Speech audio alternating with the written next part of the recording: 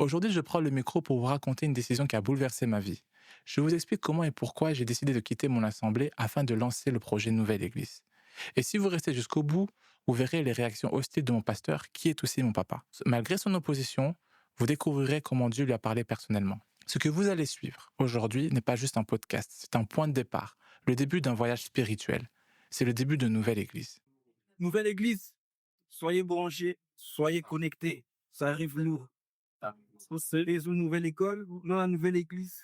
Dans le Titanic, on a l'Arche de Noé. Nouvelle Église, c'est quoi? Eh bien, c'est un projet audiovisuel, une immersion dans les églises locales, pour comprendre leurs défis et leurs douleurs, mais aussi leur innovation et leur victoire. Ensemble, on explore ce qui fonctionne et ce qui ne fonctionne plus dans l'église. Mais pour que vous compreniez où je vous emmène, je dois d'abord vous raconter d'où je viens. Je m'appelle Jonathan, je suis fils de pasteur, pianiste et responsable de chorale. Vous êtes ici dans mon église, où j'ai servi avec amour depuis son implantation il y a 16 ans. L'église a toujours été au cœur de ma vie. Elle m'a façonné, elle m'a donné un sens. Et tout ce que je le suis en grande partie grâce à cette communauté. Mais ces dernières années, quelque chose a changé. Quand on a l'impression que son église n'est plus ce qu'elle était, ou qu'elle n'est pas ce qu'on espérait qu'elle devienne, il y a un discours qui revient souvent. Je ne suis pas béni, je ne grandis plus, je ne trouve plus ma place. Je comprends ces voix, il y a sûrement parfois des bonnes raisons derrière chaque départ. Vous savez, j'ai vu des amis proches partir, des personnes avec qui j'avais partagé des moments forts dans la foi. Certains quittaient pour rejoindre des églises plus grandes, plus dynamiques. D'autres sont partis en silence, blessés par des situations ou des paroles qu'ils avaient vécues. Et certains sont simplement partis sans donner aucune explication.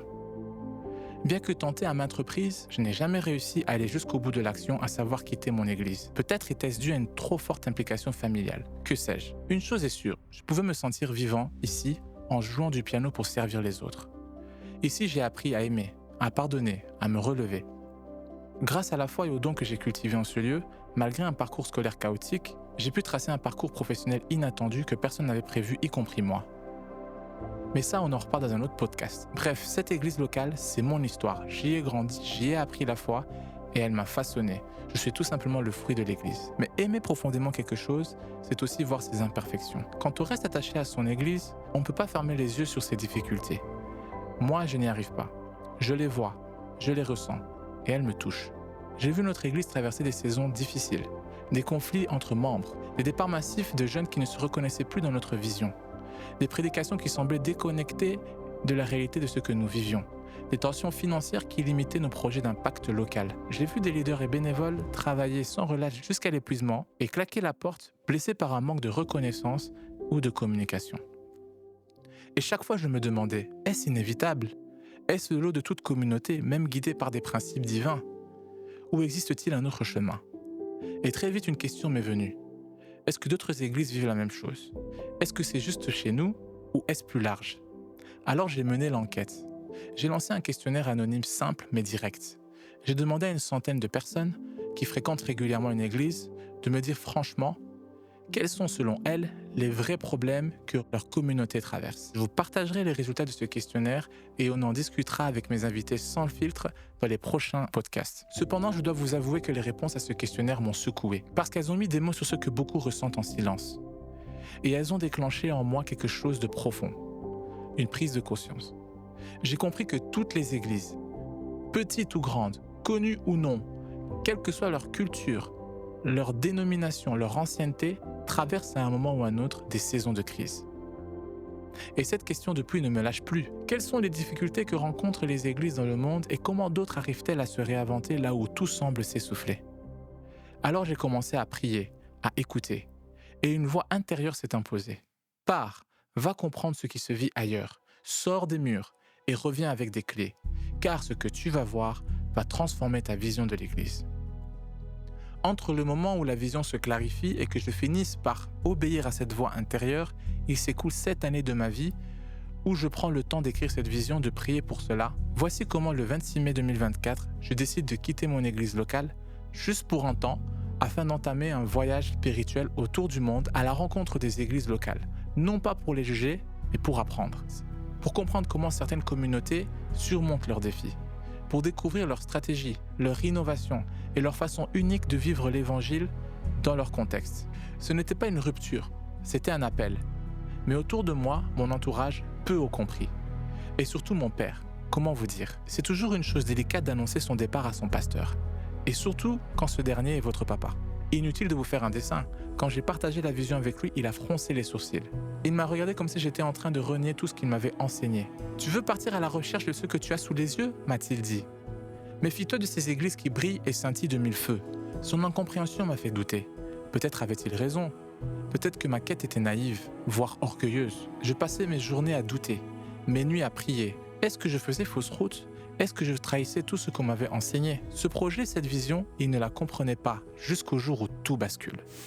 Mon fils Jonathan, My son, Jonathan, il a commencé à aller dans les formations started going to a training pour des audiovisuels. to study audiovisual. Je ne comprenais pas, moi. I didn't understand that. Il y a le moment qu'il partait, nous avons un culte dimanche. There were moments when he would leave, we have a service on Papa, je Sunday, ne serai pas là. and he would tell me, I won't be at Le service. cœur me faisait mal. And my heart was aching Parce que je sens toujours que mes enfants ils doivent être à côté de moi. because I want my children to be near me, Je ne comprenais pas ces choses. and I didn't understand.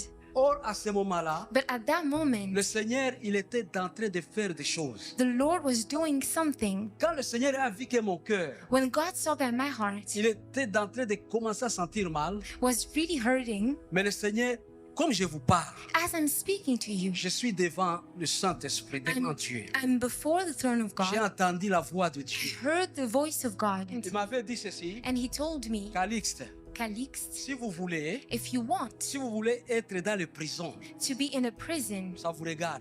this is your business. Ah, Dans les prisons, in a prison, je vous dis la vérité, I'm telling you the truth. ça vous regarde. It is your business. J'ai compris automatiquement And I understood qu'on doit sortir. that we have to go out. Alléluia. Amen. On doit sortir. We have to go out Aller encore voir même d'autres pasteurs, and go see other pastors, d'autres églises, other et churches, qu'on puisse parler so ensemble. that we may speak together. C'est ce que Dieu fait That is what God dans ce temps de la fin. Contre toute attente, mon père venait de révéler publiquement son intention de me soutenir dans cette vision. Ce moment de vulnérabilité que vous venez de voir en lui est pour moi une véritable parabole. Car Nouvelle Église, c'est aussi ça.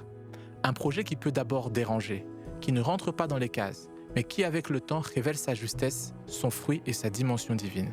Mais concrètement, c'est quoi Nouvelle Église ?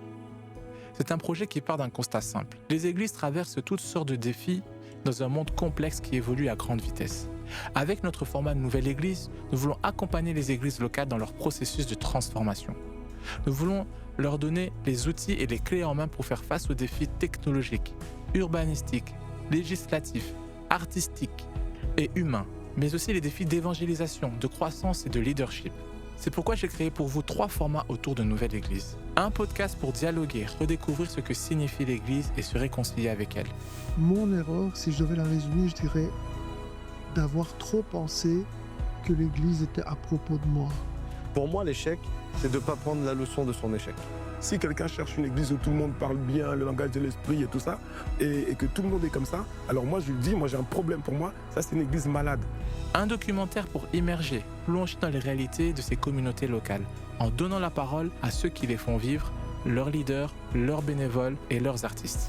Et alors, je suis leader du département louange.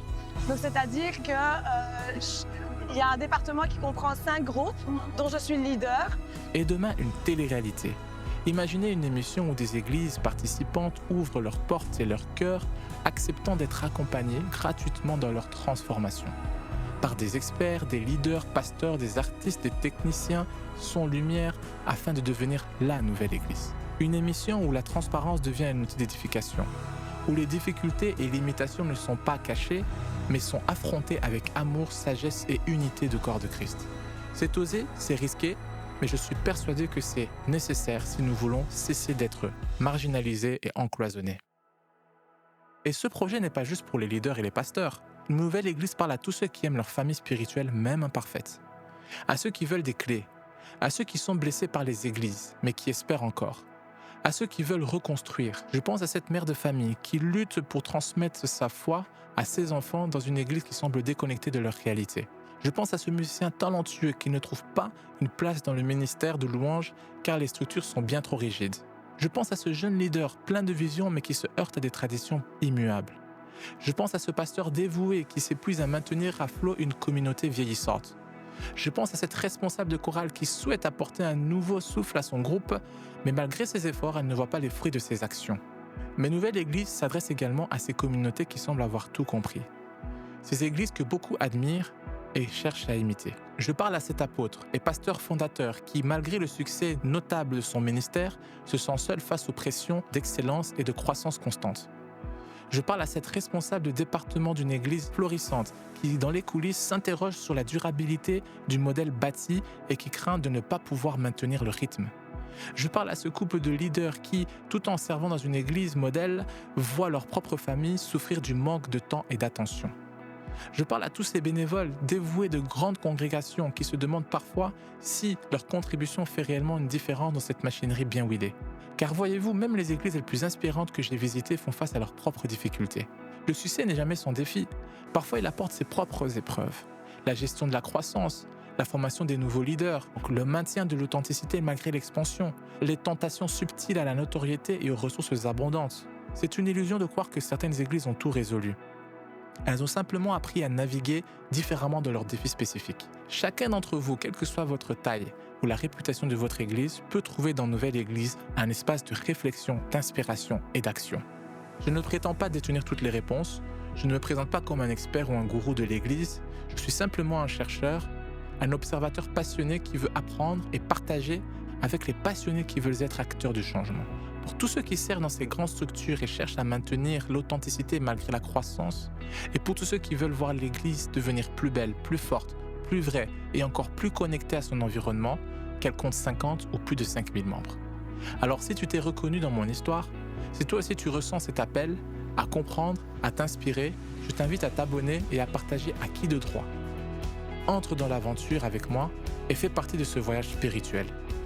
Dans les prochains épisodes, nous explorerons ensemble les résultats de cette enquête que j'ai menée. Nous rencontrerons des leaders inspirants qui ont transformé leurs défis en opportunités. Nous découvrirons des églises qui ont su se réinventer tout en restant fidèles à leur essence. Et surtout, nous construirons ensemble une vision renouvelée de ce que peut être l'Église aujourd'hui. Ce podcast n'est pas que ma plateforme, c'est aussi la vôtre. Vous qui réagissez en commentaire et vous abonnez à Studio 24, je compte bien vous inviter sur ce plateau et recueillir vos réactions et vos idées. Dites-moi en commentaire ce que vous pensez de ce projet aussi gigantesque que fou et rendez-vous au prochain épisode de Nouvelle Église, le podcast qui accompagne l'Église dans sa transformation. Merci d'avoir écouté Jonathan Orbéger pour Studio 24.